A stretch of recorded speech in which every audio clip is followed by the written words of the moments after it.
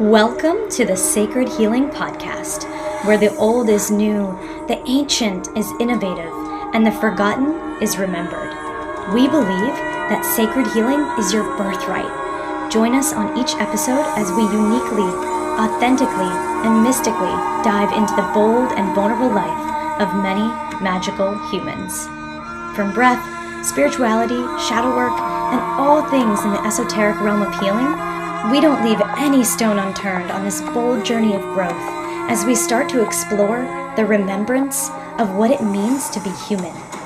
So take a deep breath in and a deep breath out, and let's get sacred.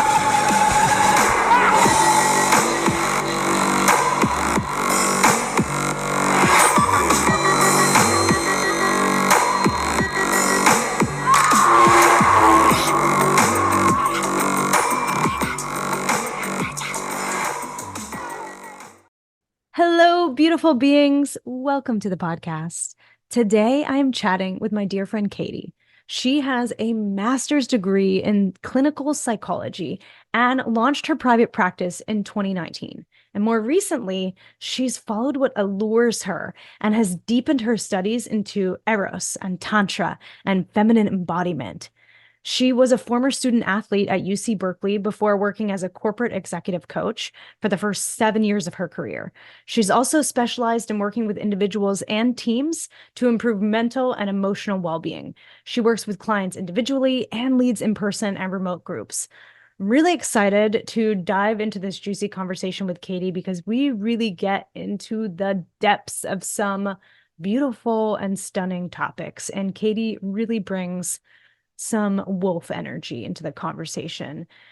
So without further ado, enjoy this conversation with Katie. Hey everyone, welcome to the Seikird Healing Podcast. I'm your host, Jessica, and I'm here with my good friend Katie today. And I'm really pumped to chat with Katie because we already had to reschedule once. So I'm super excited that we're back on the line. And we've had a lot of really deep experiences together. And Katie has weaved really in and out of my life in different containers and communities. And I wanted her to come on today to talk about her story because I think it's super powerful, needs to be shared. And Katie is, just to kind of tee her up, she is a clinical psychologist with a master's degree, clinical psychology, turned kind of conscious coach.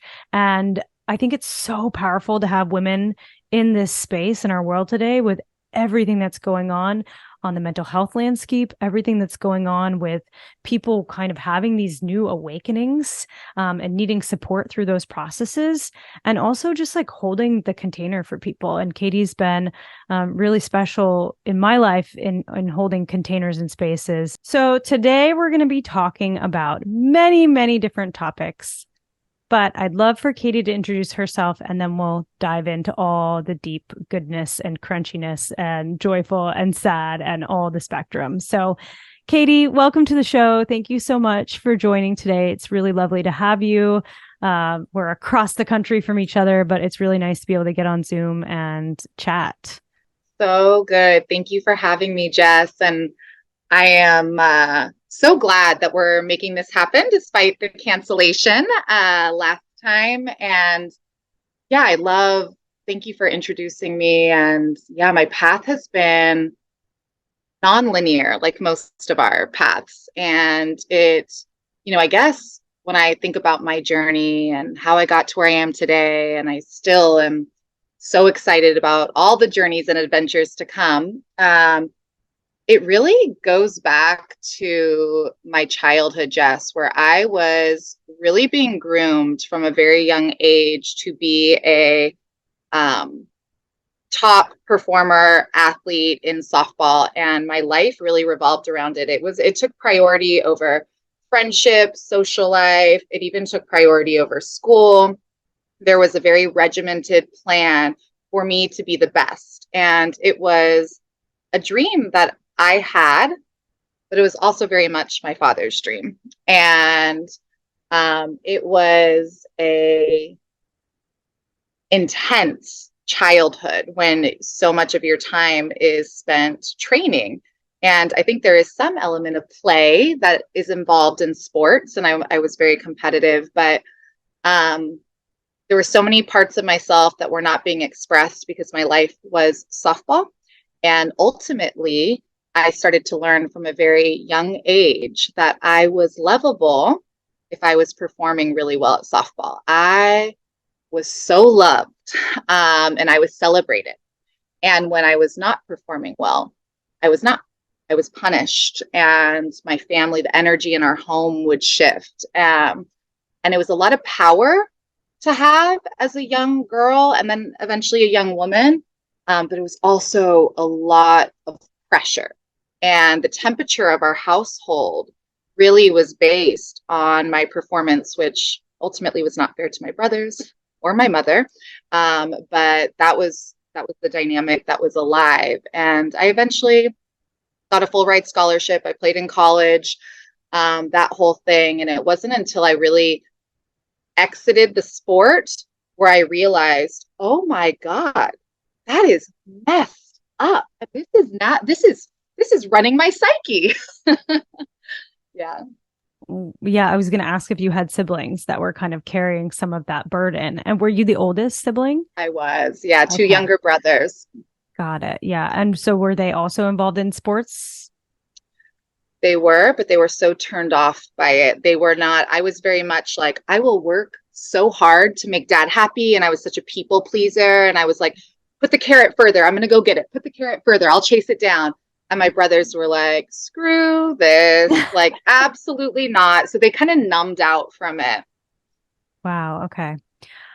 Such an interesting experience, because I think that a lot of parents, like with such great intentions, are, wanting their kids to potentially get involved in things that they loved. And it's a lot of pressure when a kid feels that, and we're not allowing the child to actually choose what they want to do. And I even see it in a lot of my close friends that have kids. They're like, oh, I did this, so now I want my kid to do this. And it's tough. It's really tough to put that pressure on. And so what were some of the other dynamics that were going on in the family besides, okay, if Katie does really great at softball, love is based upon performance. And that was a story you learned. What were some of the other dynamics that were going on from an emotional perspective? Yeah, I think, from, again, a very young age, I realized how much power I had, because if I did well, dad was nice to everybody and he was happy. And so I realized I have more power than mom. Mom's not making dad in a good mood. Mom's not stopping dad from being abusive. Like, I can if I'm hitting home runs or making plays. Like, then he's okay. He's okay.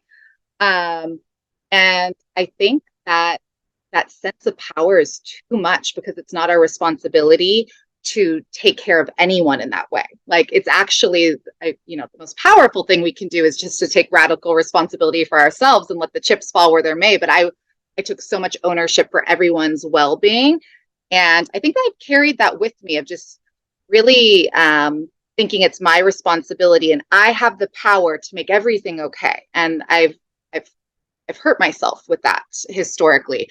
It's also way too much pressure, where I would beat myself up if I didn't do good. And I wasn't allowed to be fully expressed or having fun. It was just so intense that it took away some of the joy. And those were kind of the big nuggets that I was experiencing. As far as the family dynamic, I think my brothers were very resentful. I think they were even resentful of me, because although it was a lot, it was also attention that they weren't getting.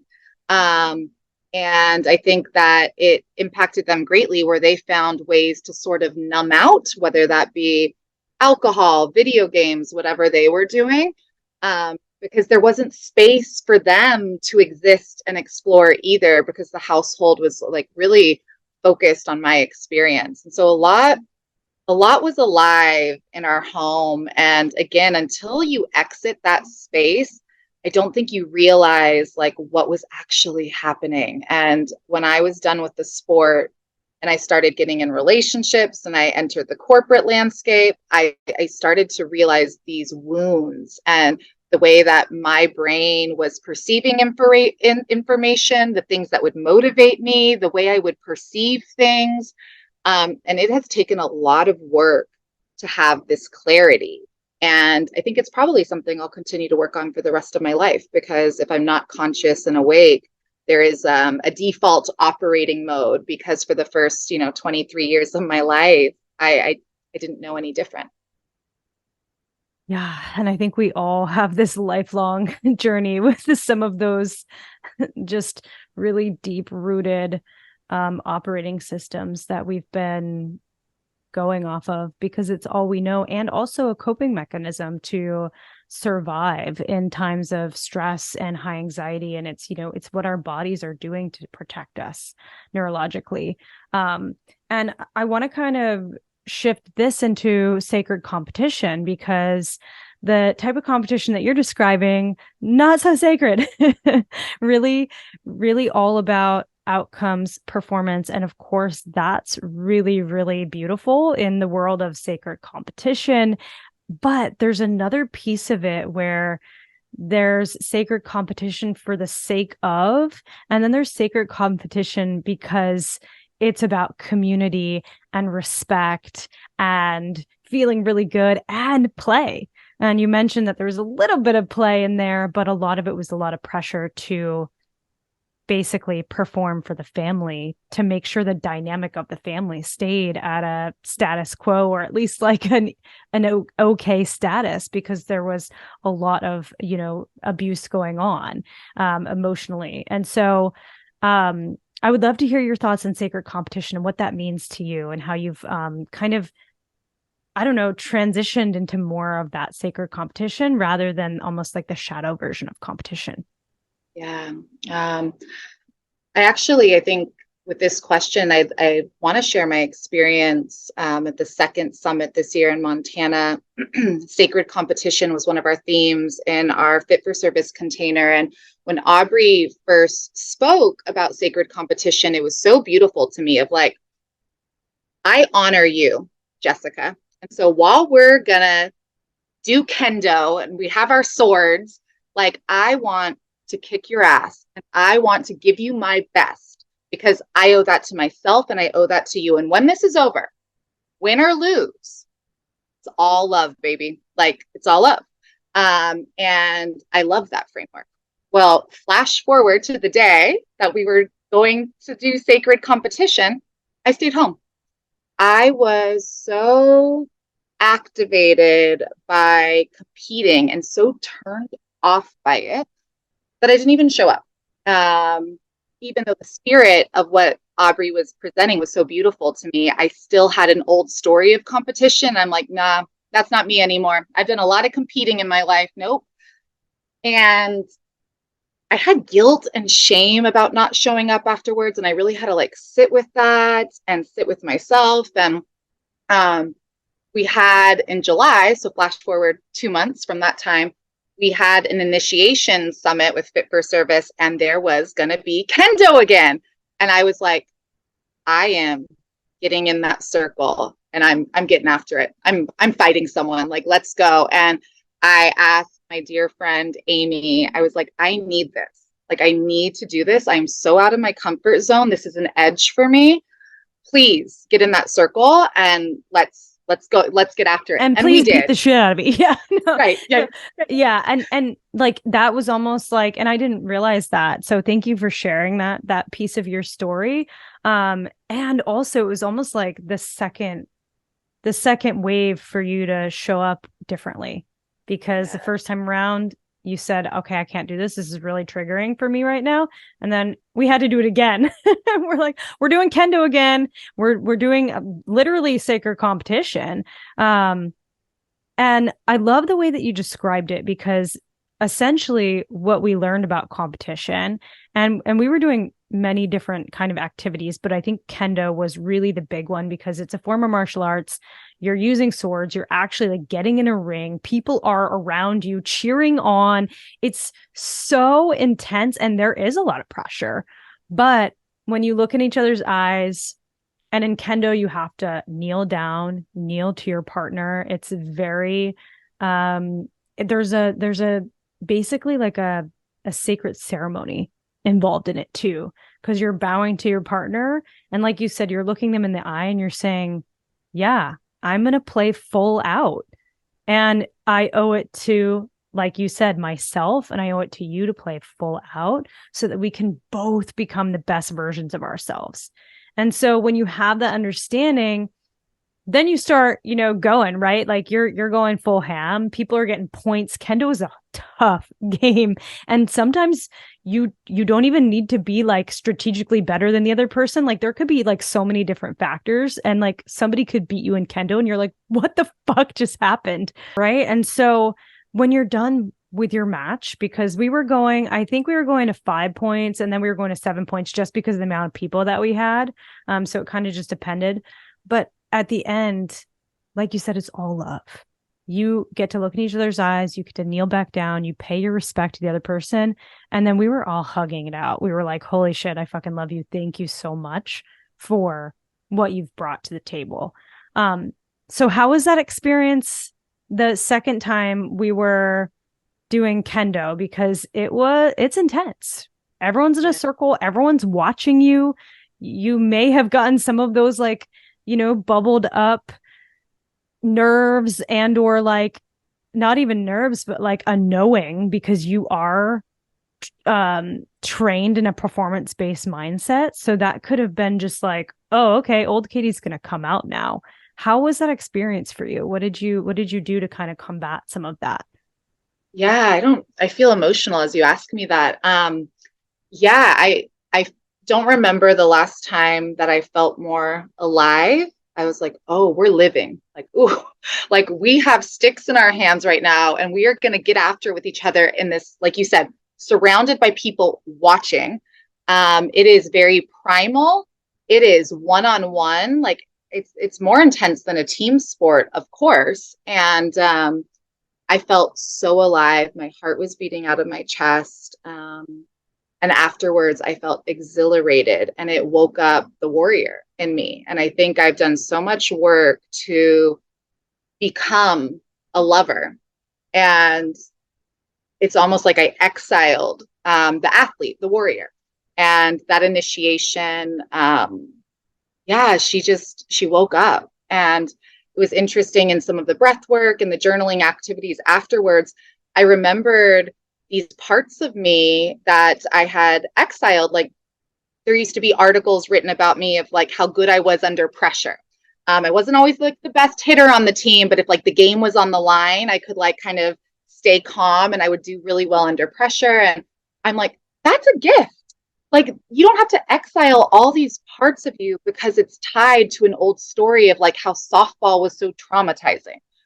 Like you can reclaim those parts and integrate them into your life now. And I think that reframe and that deep understanding of what sacred competition really is and how I can integrate it, man, that's been a game changer for me. And it just allows my nervous system to feel so much more at peace of like and full, because I get to be the warrior and I get to be the lover, and competition does have a place in this world, and it's awesome, and it's part of our true nature, and it can be sacred. It doesn't have to be egoic.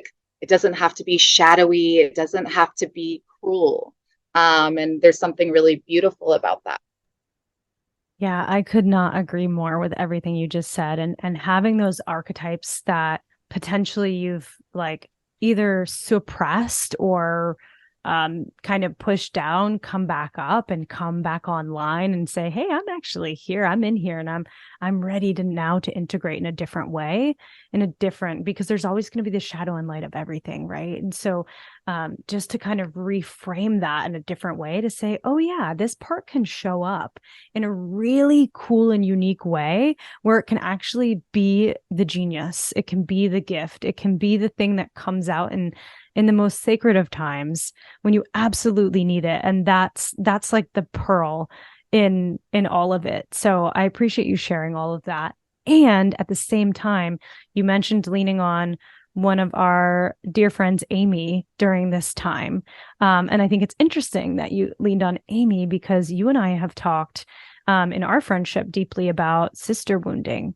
And so I think it's really great that you leaned on Amy, but I want to know how you got there, because through all the sacred competition, actually through all the prior to sacred competition and all the performance-based competition that you were kind of like trained to be that type of warrior, you had a lot of instances where there were sister wounds involved. How did you work through sister wounding, or how have you worked through it in your life? Yeah, I think growing up and knowing that I had more power in our home than my mom, there was this innate sense of like, there's only one other woman in our home. It's like, you're not making life better here. Like, you're not helping us. This is really tough. And there was some walls I had up with her. And I think as I walked through grade school and middle school and high school, I had these walls with women of like, you're not going to help me. I can't trust you. And then I worked so hard to get the validation of men. And that was sort of like my operating system. And again, I had girlfriends for sure, and I had teammates, but there was always an underlining flavor or essence of competition. Like, we're cool as long as like I feel like I'm doing a little bit better.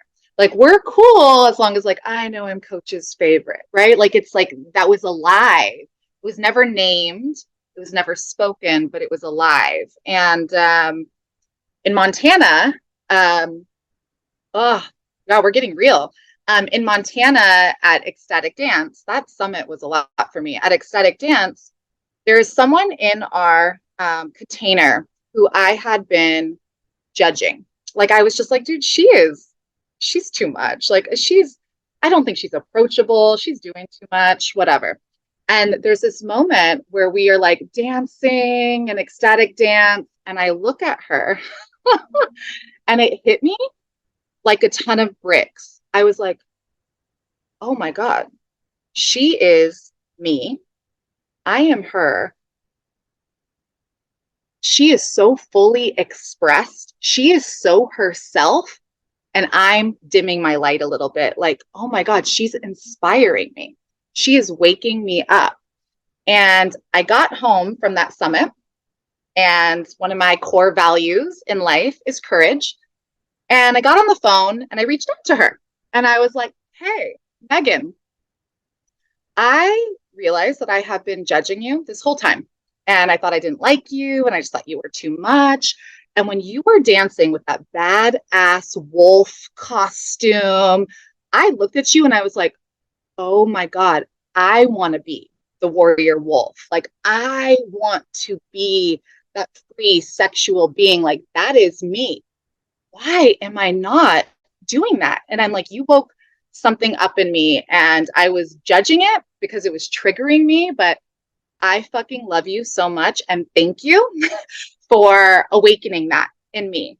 And we have had such beautiful conversations since. We just went to Arcadia together. We stayed at the last summit together, and that is my sister for life.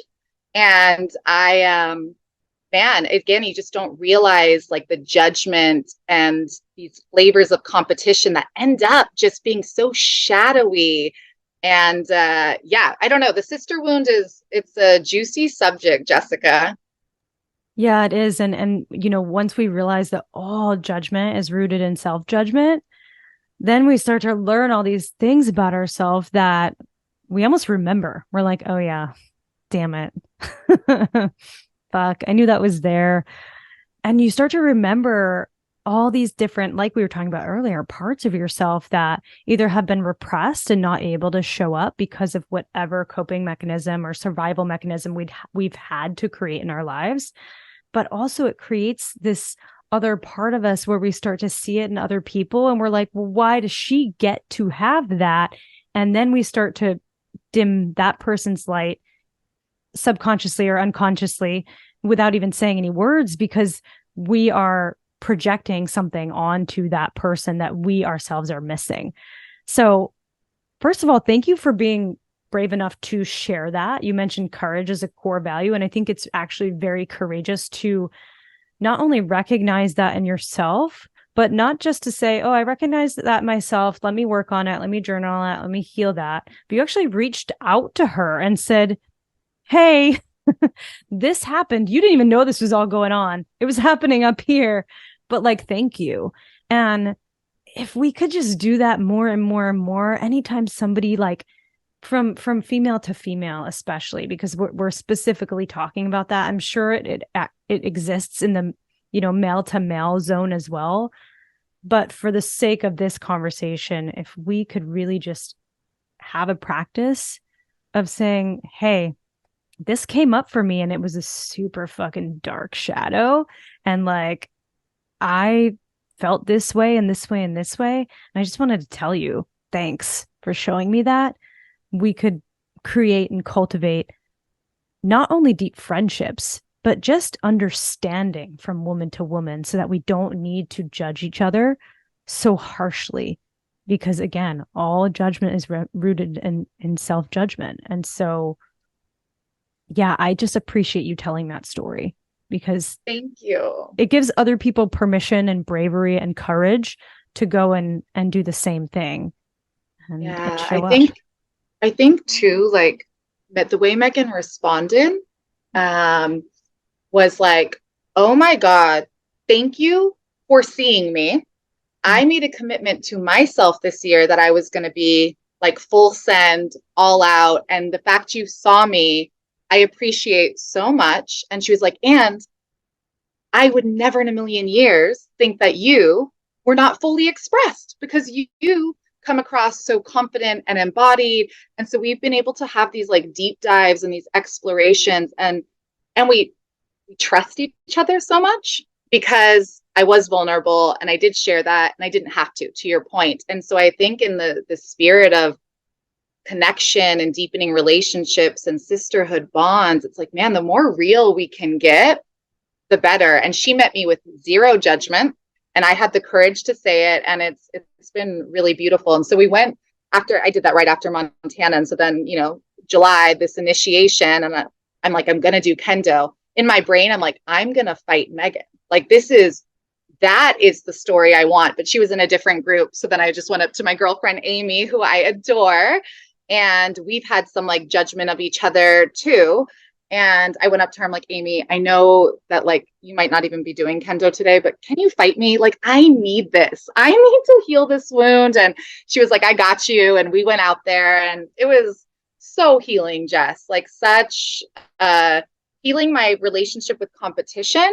And then also just like, man, my sisters have my back and we can love each other and we can be freaking warriors together. It's powerful. Today, I want to share with you all the delicious cacao with a K, ceremonial grade drinking chocolate. Cacao is one of my favorite brands of ceremonial grade cacao, and it's a delicious addition to my morning routine. Cacao is jam-packed with delicious nutrients that work with my body to stay energized and connected and focused. What I also love about cacao is that they are a nonprofit on a mission to protect the native heirloom strands of cacao in Peru and Guatemala by giving back to the farmers and communities that make it available for us. If you are interested in cacao with a K, go to the show notes and you will find a link for 10% off your first order, or simply by using the discount code Jessica, all caps at checkout. That's JESSICA, all capital letters at checkout. Thank you for being vulnerable and sharing all that. I think it's really powerful to talk about this. And I also think too, that it's like, you have to know who you're approaching as well. So like, there could be people that aren't open to somebody coming up and sharing that. So just knowing your audience, but also giving full permission to share, because you can't control other people's reactions. You can only control your own. And so just knowing when it might feel really aligned and good in your body to share something like that powerful with somebody, based on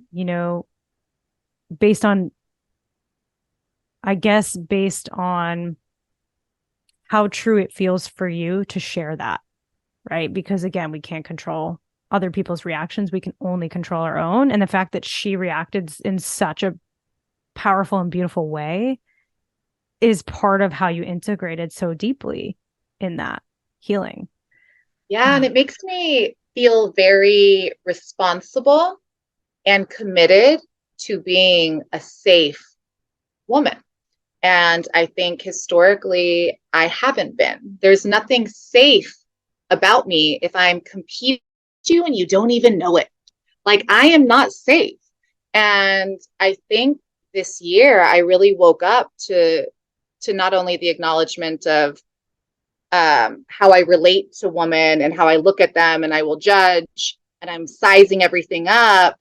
I also realized, like, ooh, I'm not safe to, like, I want sisterhood and but like, I'm not safe because there's nothing true about that. It's manipulative. It's not coming to the forefront. And so deep responsibility to be a safe woman. I don't want your man. I don't want your job. I want to celebrate your relationship. I want to celebrate your promotion. I want to celebrate how sexy you are.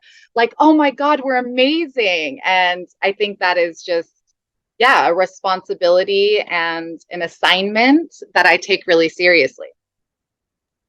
I love the word assignment. It's like, oh, okay, I got you, universe. You just assign this task to me. Great. Let me take that and run with it now. And I certainly felt that in like early corporate career, when I was younger, and I was like, oh, I want to be the best. I want to be the best. And I, was in sales for a lot of my corporate experience. And it's like, I always had to be the top. I always had to be the top performer. I always had to outshine everyone. And part of that was dimming other people in order to shine brighter.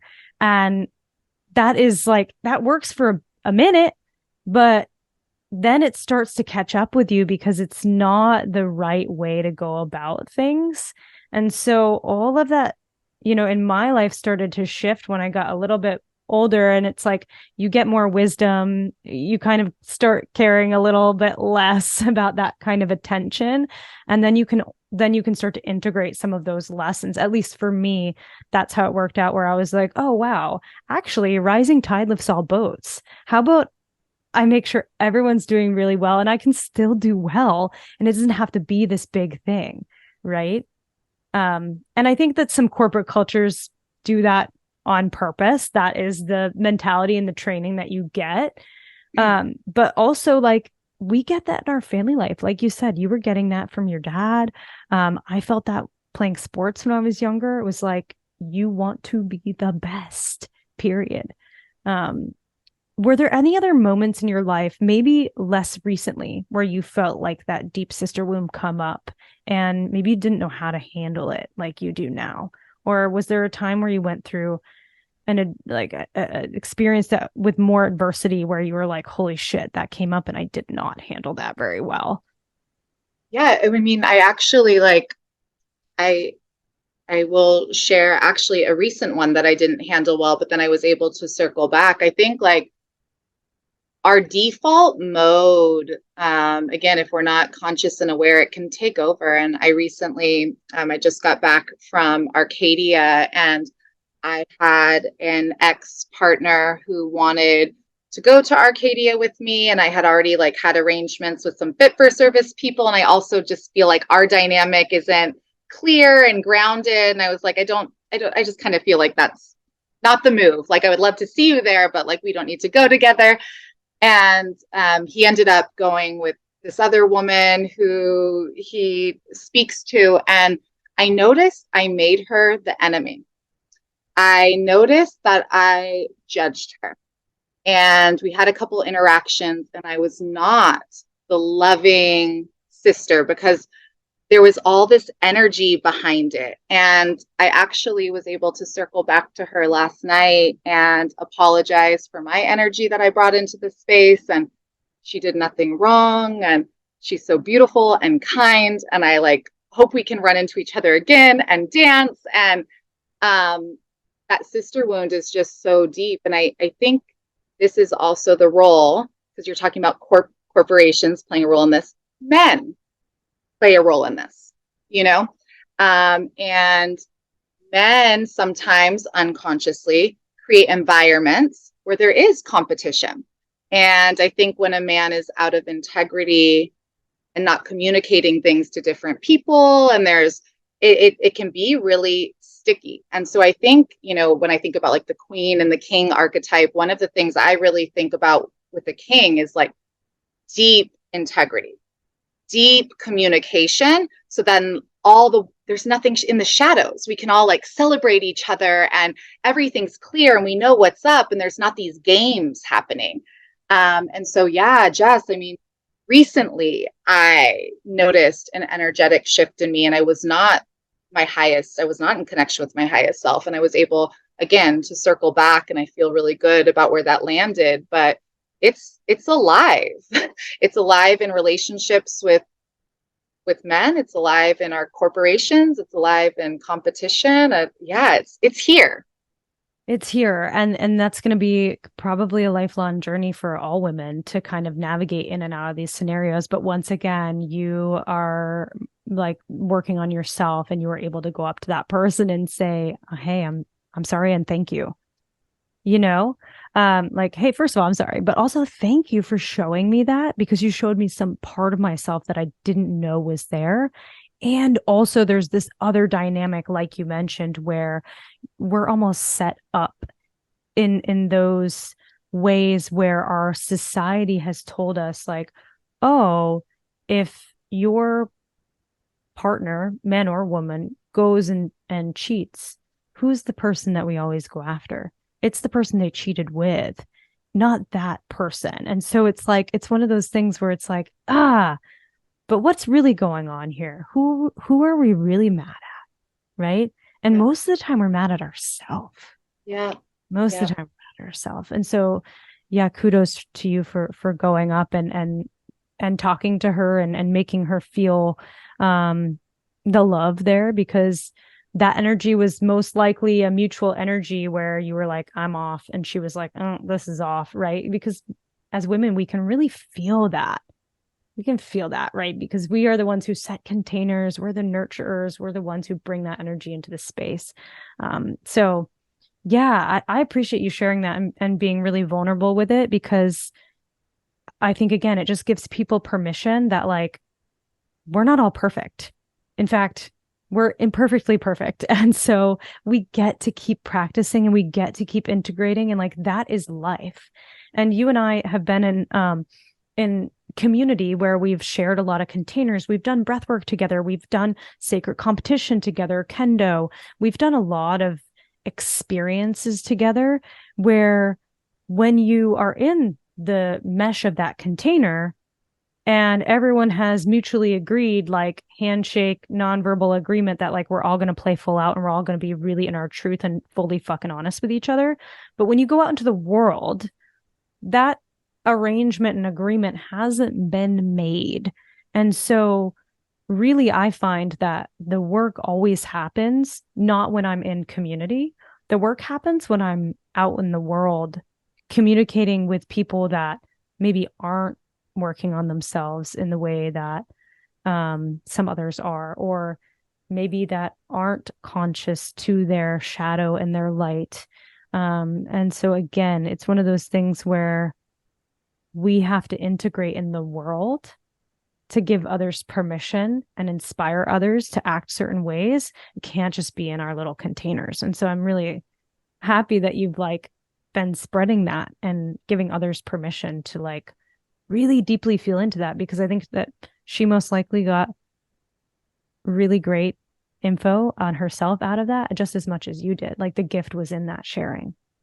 Yeah. Oh, thank you for saying that. And I think this like comes back to like our values, and I value like courage to do the thing that feels like kind of an edge for me. And I value love. And when I find that I'm not operating from love, like it's such an invitation to like, ooh, course correct, because that is like my deepest value. And man, when we're competing or there's energy, that's not love. That is an opposing force, and it's there for a reason, and it can wake us up. But I let it I let it win sometimes, like if we're being true, right? And I think that's part of the journey, is like noticing and then making a choice that's in alignment with our highest self. Yeah, and it's actually one of the hardest things that I've had to do is integrate that like Kali energy, that like super, super dark feminine energy that can be like a huge gift, but it can also be a really huge shadow. And that's been one of the hardest parts of my journey, is to like really integrate that piece of me. And we're kind of on the edge of talking about that. And that being said, too, you've gone through some really intense and tough times in your life. And kind of taking some of this aside, you grew up in that performance-based mindset. You worked in corporate. You had this really big competitive mindset. And then you ended up having a miscarriage. And you and I have talked about this previously, that we were going to chat about this on the podcast. So I know you're open to it. I'm not just bringing up this for the first time. So thank you for being willing to talk about this. This is something where you've mentioned to me, it really kind of like woke you up to a different transition in your life. So I'd love to hear about how that really kind of showed you something that you needed to either change, integrate, transform. So I would love to hear about that.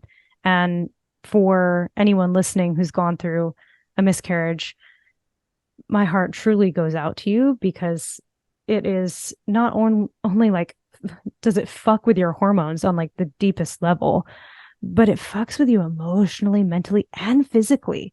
It's like a full mind body experience. And so my heart goes out to you, and hopefully this conversation can provide some healing or some sacred tools to be able to help you guys cope. But Katie, what was your experience with your miscarriage? Hello, sacred humans. Quickly, I want to share with you something I've added into my daily rituals that has me buzzing, and that is Rise Mushroom Coffee. Rise entered my life through my Instagram algorithm that obviously knows what products I like, and I gave it a try, and just wow, it has amazingly delicious flavor. Not only this, they also have a mushroom matcha powder. Mind blown. And they're filled with superfoods and super mushrooms. What I like about Rise is that they use 100% organic ingredients, and their mushroom farms are located in California. If you've always wanted to try mushroom coffee but haven't yet pulled the trigger, this is your moment. And there is zero risk, because they have a 30-day money-back guarantee. So if you're interested in the deliciousness of Rise mushroom elixirs, head to the show notes and you will find a link for 20% off your first order. Or simply use the discount code Jessica, all caps, at checkout. That's JESSICA, all caps, at checkout. And now, let's get back to our amazing episode of the Seikird Healing Podcast. Yeah, thank you. I think about my spiritual awakening happening in 2019 when I got divorced and I moved out. But when I really look at the trajectory of my life, I realized that it happened 3 years prior, when I had that miscarriage. And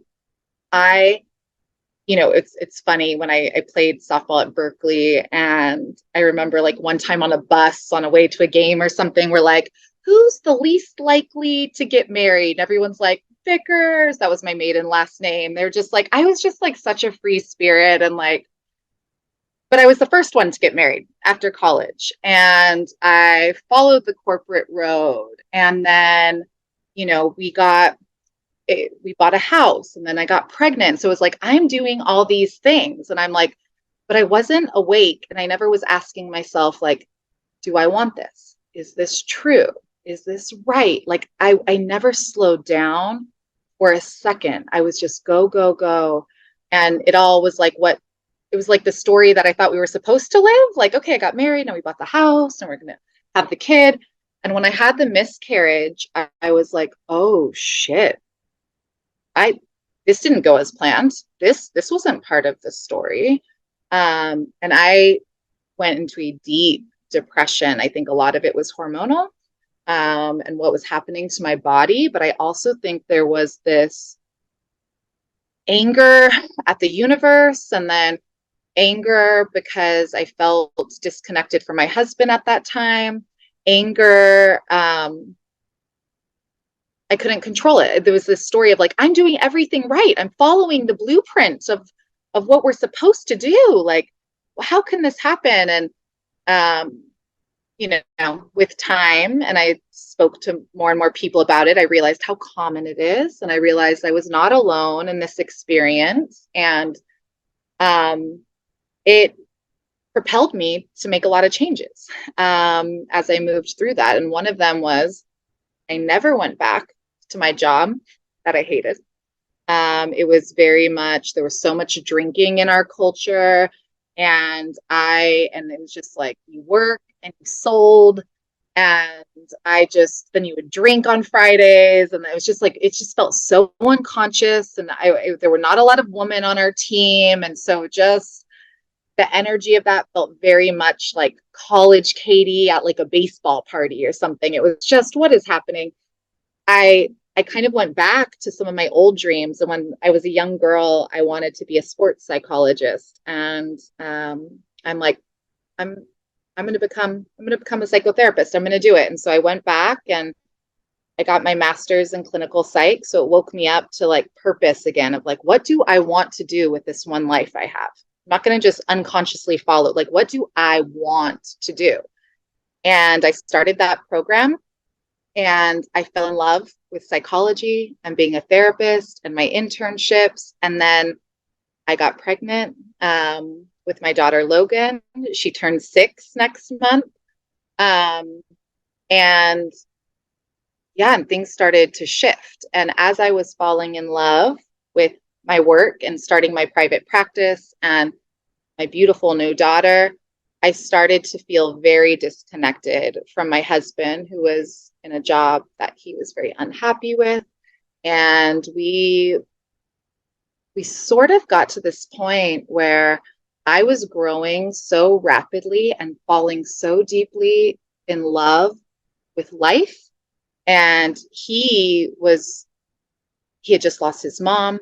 Anyone who's listening who has a child, it's hard because you're not sleeping at night. And, for the men, it's like that woman that was yours, the baby's now kind of the priority and she's breastfeeding and it's a lot to navigate. And we were trying to navigate that at a time where he was also grieving the loss of his mom, hating his job, while I am wildly happy and excited about the trajectory. And we had a hard time coming to ground, to solid ground. And I eventually filed for divorce in August of 2019, right before our daughter turned 2. And that was a very scary and lonely time for me, where I felt so courageous and badass and strong and clear.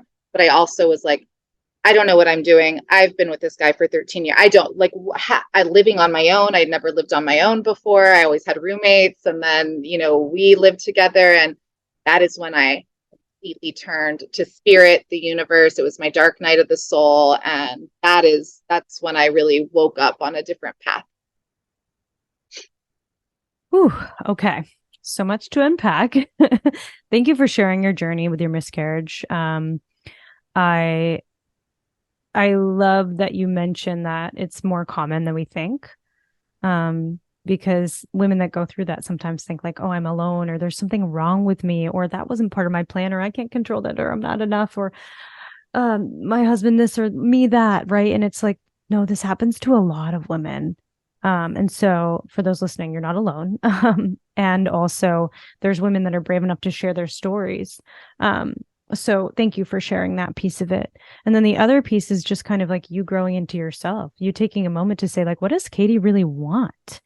And congratulations on getting your master's in clinical psychology, because now I know that you've really taken the time to transform your entire career into basically helping people and coaching people to work through some of the toughest parts of not only their life, but their own psyche, to be able to become the best versions of themselves.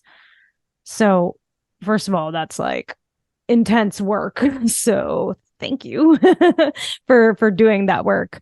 But also being able to relate to your clients who have been divorced, your clients who have been through hard times with a partner, for clients that have been a mom and navigated the hardship of what it feels like to be a new mom and be kind of in a stressful place in your life. And so that's a lot.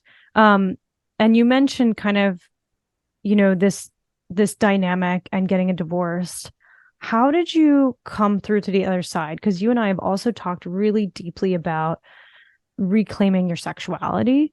And I would love to hear more about how that really played a role in you making some of these really big decisions to kind of say, okay, like I need to wake up to this right now. So when did that piece kind of weave into your life? Was that part of like, oh, wow, I really need to get a divorce here and reclaim this? Or did that come later? Like at what point of your life did you start to realize that piece of you needed more integration? It came later. I think like part of that, that joke on the bus of like, who's the last person to get married? It's Katie. I think I just always been free, and I have always felt sexually empowered, and I'm so grateful that I don't have shame around my sexuality. But at the end of my marriage, I sort of lost myself with work. And again, excited about work, loved it, and excited about being a mom, loved it. But it was almost like I was just so upset in the relationship. And my ex, who's now one of my best friends and the best co-parent on planet Earth. I love you, Justin. Man, I just, at that time he had been in the NFL. And so he lost like 100 pounds after his NFL career, and he was a personal trainer, and he was getting so fit, and he like spent his time in the gym, and I resented him and our relationship so much that I was like, he's obsessed with looks and the external. And like, I almost thought I was like better than him because I'm sitting there reading books and being intellectual. And so we just like totally went on our other path. And so when I started to reclaim myself, and I'm like, okay, I love working out. Let's start taking care of your body again. Like, and I started to just get things together. I got to explore my sexuality in a different way. And I don't know, for anyone who's been in a long-term relationship, it's really easy to sort of just get in a pattern of like, well, this is how we have sex. This is what we do. This is how we get each other to orgasm. Like there's this story there. And when I left that and I really started to explore all the parts of myself, my shadows, my resistance, my edges, like where I lack trust, where I have deep faith, like all these points, I'm like, what is true for me sexually, and where have I suppressed things? Because it's just kind of, oh, Justin and I, we do it this way. And like, where do I want to explore? Where do I want to play? And I got really clear on that. And it was very empowering for me. And it felt like I was so much more full when I can look at those parts and be like, I know you, like, I know what you desire, and I can celebrate that. But I ended up dating somebody after my ex-husband, and I felt like there was shame or judgment about my sexuality. And that is when the deep reclamation came, where I was like, again, deep assignment from universe. We celebrate everyone's sexuality. And a lot of the work of Mama Gina, is about really like living life turned on. And that has been something that has been so important to me. And it feels so, I guess to your point, feels so connected to the sister wound and just like celebrating women in their full expression. And that includes our sexuality. And that can be threatening to somebody who is not in their full expression or who has not explored their sexuality. And that's okay. We're here sometimes on the path, not to be best friends with everyone, but sometimes we're here just to wake people up. And like Megan, she woke me up and we're best friends. So there's beautiful outcomes that are possible. But yeah, I think that's been a big piece, Jess. Okay.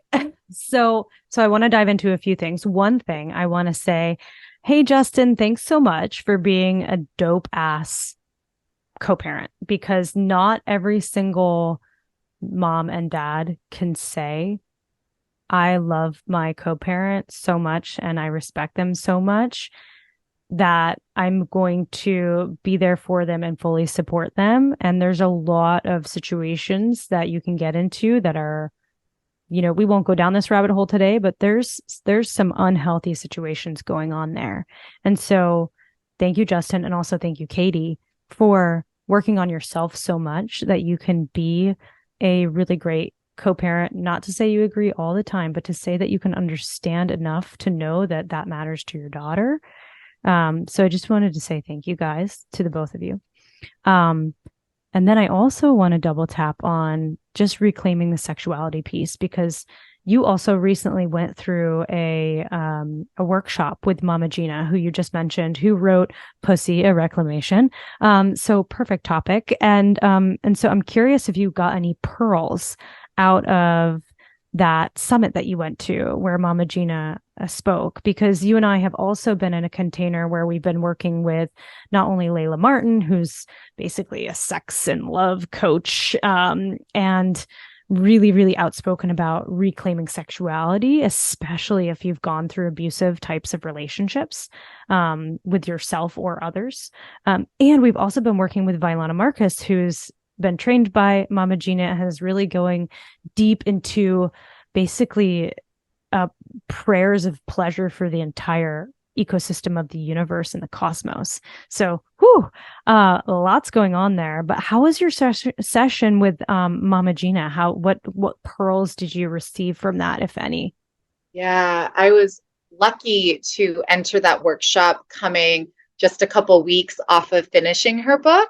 So it was like so fresh on my mind, and it was so awesome to have that woman, that energy. She is a force in front of us, and she brought the energy. But I think, we got to swamp with Vailana, which is a practice of really like dancing through your emotions of, rage or anger, and then grief, and then pleasure and desire. And it's kind of like we get to turn these emotions into our turn on. And I think that's like a beautiful alchemic practice. So we did that with Mama Gina, which was amazing to do it with like the inventor of swamping. That was really cool. But I'll say that my nugget was when she told everybody, men and women in that room, like, you have a pussy, men, you have a pussy. And she was like, and woman, you have a cock. We all have both energies alive in us.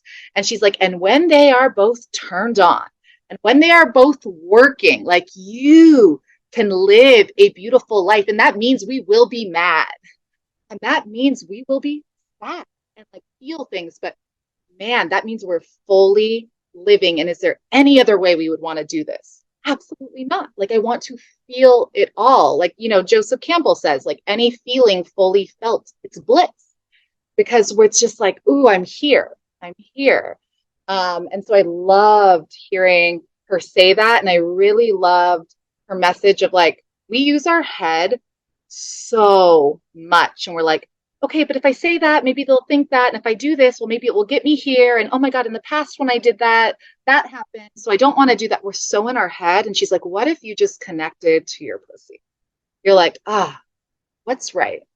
What's true? Like really connecting into that life force energy.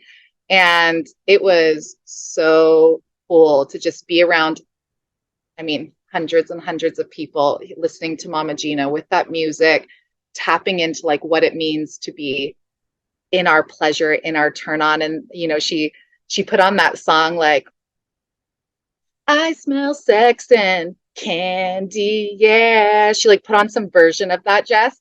And we all had to like look each other in the eye and just like let them know that we're like turned on by the look we're giving them. And it was just, people were so free and embodied. And I'm like, more of that in the world, please. More of that, and like such a safe container too to explore that. That's beautiful. Thank you for sharing that. I wish I was there. And I know we're going to be doing a lot more of that work together because we weave in the same containers. So anything else that you wanted to share on kind of your own journey of reclamation? Is there any nuggets of wisdom that you might have for the listeners that are potentially going through the process of trying to reclaim that part of themselves? Yeah, I think there's just so many ways to reclaim your sexuality. I think there's ways to explore like what do I desire? What do I really desire? What are my fantasies? Like if no one else, no shame, no one else is going to read what I write in my journal. Like what are my fantasies? What are my yes, I want that? What are my no's? Absolutely not. What are my maybe in the right situation? Like spend some time getting clear on it and play in that space. I think that's a great practice to just start acknowledging like what's true for you, like without shame and judgment, just like your own psyche and your own sexuality and your own turn on. I'll also share one of our brothers in the Fit for Service container and I hosted a conscious touch party. And it was really beautiful. I was surprised at how many people were willing to come. We did a self-touch practice just to like notice how you feel touching your own body and where you're comfortable touching yourself and where you're like, oh, that's weird. Or I was touching my face, Jess, and I'm like, I don't remember the last time I've just like touched my face with love. And there was just this beautiful exploration. And then we did a practice where individuals laid on the ground and then five other people actually would be touching them with love. We'd rub our hands and then we would rub their arm and their leg and their head. And they just received like safe, consensual, boundaried touch with like deep love and reverence. And it's healing because we have a lot of trauma around sexuality. We have a lot of distrust when it comes to touch and what it means and what I'm comfortable with and what I'm not. And I think all of this is to be explored. And so, you know, this workshop we hosted together, it was simply about conscious touch, but there is a flavor of our sexuality that comes alive in that because it's intimacy, and our comfort with intimacy is in direct correlation with the way that we relate to sexuality. Yeah. And I love to break down the word intimacy into like into me, I see, which is like you gave the example of like touching your face and feeling like, oh, wow, like when's the last time I touched my face with love? I think especially as women too, with all this societal pressure to, you know, wear makeup and your face has to be perfect. And, oh, I've got acne and, oh, this blemish. And how many times do we look at ourselves in the mirror and critique and have shame and judgment and anything but love for our own faces? And it's like, damn, like, when's the last time I actually looked at the mirror or touched my face or felt myself and gave myself a little bit of love rather than a little bit of critique or I should be or I'm not like, etc. So yeah, thank you for sharing that. And thank you for hosting containers like that, because it's also really, really important for communities. And we recently did an activity called bread making, where it was very similar, where the person was standing up in a group of, I believe, 3 or 4 people. And we, again, boundaried, you know, touch on arms, legs, hands, head, back. We basically put love into the palms of our hands and just kind of like made some bread with each other. And the person that was receiving would just close their eyes and just fully fucking receive the beauty of that gift. And it was really, really healing and also really hard for some people who have been abused, or who have been through traumatic events, and not only hard for them, but also healing for them in the way that they could say, oh, wow, I haven't let anyone touch any part of me for over 20 years, but you know what? I was able to let those 3 people touch just the palm of my hand. And even just that is the biggest healing could have asked for. Sure. For sure. Yeah, it's powerful. Really powerful. For those of you who don't already know, my husband and I own a coffee company called Gay Head Coffee. And of course, we drink our own coffee every day, and it's some of the most flavorful and inviting coffee, especially with the nostalgia of coming from a can rather than paper or plastic packaging. But I'm biased, so check it out for yourself. If you're interested, head over to the show notes where you will find a link to order your coffee today from gayheadcoffee.com. That's GAYHEADCOFFEE.com. Thank you all for your support. It means the world to us as a small business. I'm excited about the juiciness of this conversation and the crunchiness of it. I would love to tell all of the listeners where they can find you. Would love to talk about your services that you offer. You mentioned that you held a container. So I believe you're near Los Angeles. And so maybe where people can find you, where they can follow you, website, Instagram, any social media that you use, and then what you might have coming up. Yeah, you can follow me on Instagram at Catherine Cheadle, and my website is katiecheadle.com, and you can contact me on the website and sign up for different programs or one-on-one coaching that I have. I also do private events with corporations, and I work with a lot of athletes based on my history in that space and my passion for supporting athletes on this path. But yeah, I'll be hosting for the first time ever. I've done remote women's circles for a while, and we do different activities and we celebrate sisterhood and talk about what's coming up for us. But with my background in psychology, it's a lot comes up for people in breath work. And so it's nice to have a therapist to help with the integration of that. And also vice versa. There are times where we can talk about things in therapy forever. They're still blocked. People can understand things intellectually of why I do the thing I do and how that trauma impacts me today and all of that. But yet we can still be blocked if we don't really release those emotions and allow it to move through us. And breath work is powerful for that. And being in the cold is powerful for that. And I think it's a way to really create some new neural pathways and make some big changes. So it's all just so aligned. Oh, it's so juicy. And as a breathwork practitioner myself, it's like music to my ears to hear that you'll be there on site supporting people, because you're so right. There's people that really go through a hard time with breathwork because traumas are being released from their body physically after being held or maybe stuck in those places for many, many, many years, sometimes over 30 years, 40 years for people doing breathwork if they're in their older ages. And it's like, wow, that can be really, really intense energy and also really freeing energy, but you just never know what's going to show up. I'm excited to be doing those in person. So follow me on Instagram, check out my website, and I always have something going on, and I would love to meet with you and engage with you and support you on this journey. Oh, I love that. And I will link everything in the show notes so that everyone can easily find all of the links to your Instagram, website, etc. My last question for you is, do you have a spirit animal of any sort? A wolf. A wolf. A wolf. I never feel more free than when I'm howling at the moon. There is something that happens in my body that I'm I am just that is it.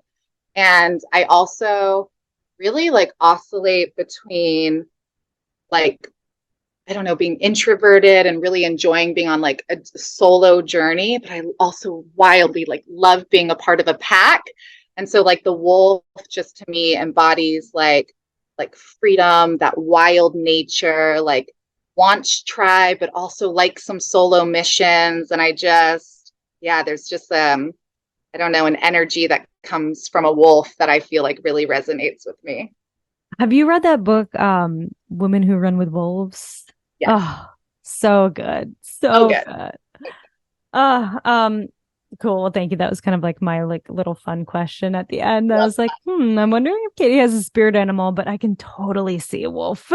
Totally see a wolf. Well, thank you so much, Katie, for joining me today. Not only have you really become a friend and weaved in and out of my life over the past year, but you've also been in really, really deep places with me in containers where, like we've talked about, we've gone through sacred competition, we've gone through breathwork ceremonies together, sweat lodges, which we didn't even talk about, just really, really deep ecstatic dances, and all of these sacred ceremonies and sacred ways of healing that I've really just gotten to know you and enjoyed your presence. So thank you for coming on the show, and thank you for sharing your sacred healing methodologies with everyone. I love everything you're doing. I can't wait to share this with the world. And thank you so much. It's been so great to chat with you. Thank you for having me. I love you. I love you too. I love you. I'm sorry. Please forgive me.